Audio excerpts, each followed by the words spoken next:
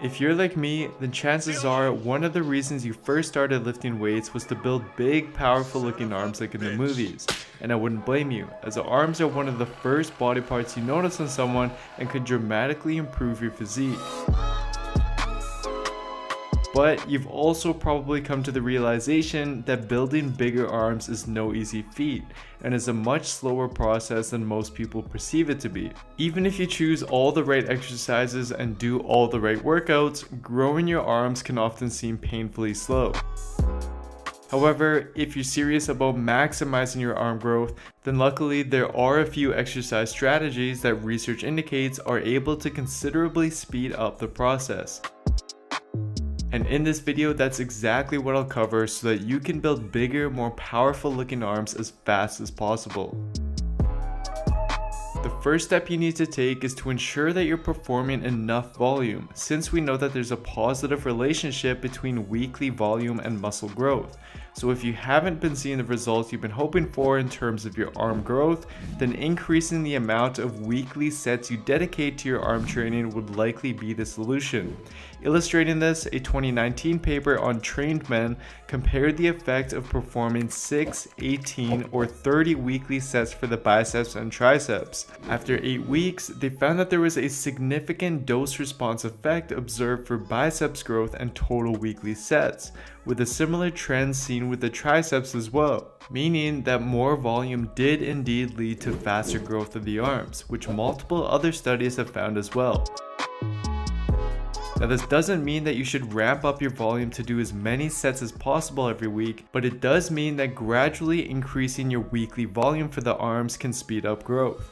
For instance, you can add a set per week to your existing arms exercises or add additional exercises to gradually build up to roughly 20 or more weekly sets for the biceps and triceps depending on how frequently you train them, which includes the indirect work you get from compound exercises. Then, once your progress stagnates, reduce your volume back to what you were initially doing in order to mitigate fatigue and resensitize your muscle for further growth when you repeat the process.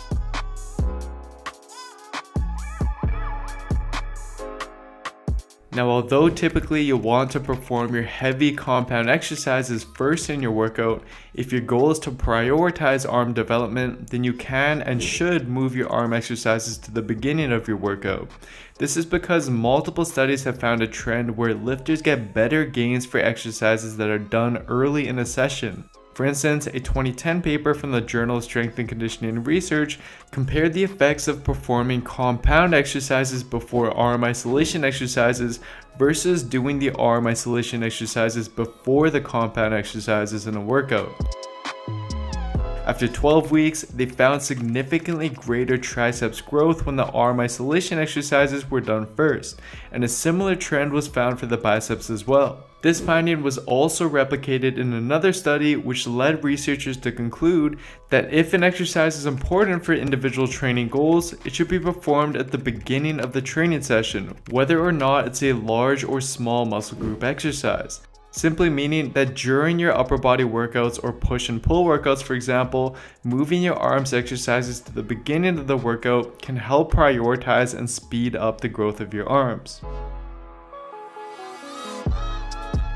In addition to moving the order of your arm isolation exercises, you'll want to also focus on progressing them week to week just as you would your compound exercises. This is especially important for arm growth, since as indicated by the researchers in this 2017 paper that analyzed the relationship between muscle growth and strength, changes in performance on isolation movements seem to have a stronger relationship to changes in muscle size than changes in performance on compound movements do, which is likely because they have less of a skill component to them than compound movements.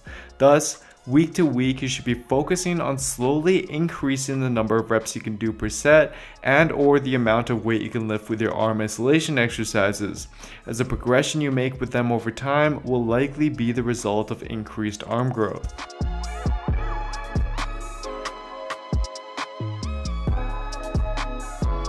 Now, in order to best implement the previous tip and see the best results, it's vital that you avoid frequently changing up your designated arm isolation exercises.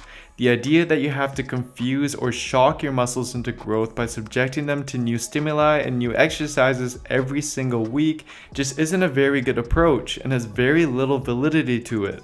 The key to building muscle isn't merely changing the types of stimuli every week, but increasing it by forcing them to do a little more week after week.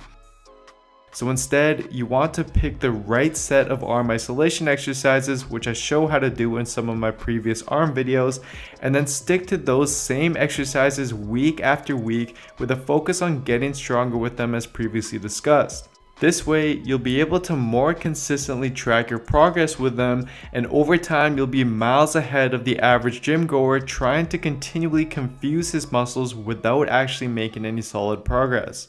But all in all, properly implement the tips I previously mentioned, and I guarantee you'll start to notice major changes in your arm growth in no time. So to sum the video up, here are the main points to keep in mind. I do also just want to mention, kind of as a precaution, is that if you're a beginner and just starting out in the gym, then isolation exercises, especially for the arms, should really be just an afterthought. Your main focus when starting out in the gym needs to be on progressing and mastering the main compound movements, as these exercises are what's going to provide the most bang for your buck. And then as you progress and gain more experience in the gym is when you can then start adding additional isolation exercises in order to stimulate further growth. And if you're looking for an all-in-one evidence-based program that applies these principles and lays everything out for you such that you can build muscle and lose fat as efficiently as possible from your starting point, then what you can do is simply head on over to builtwithscience.com and take my starting point analysis quiz I have up in order to discover what program and what approach is best for you. Anyways, if you haven't already, I'd really appreciate a follow on my Instagram. I post a lot of informative content and additional workouts on there, which I think a lot of you will find useful. And lastly, if you enjoyed this video, then please don't forget to give it a like, leave a comment down below, subscribe to my channel if you haven't already, and turn on notifications for my channel as well, just to be sure that you don't miss out on any upcoming content. Thank you so much everyone for your overwhelming support. I really do appreciate it, and I'll see you next time.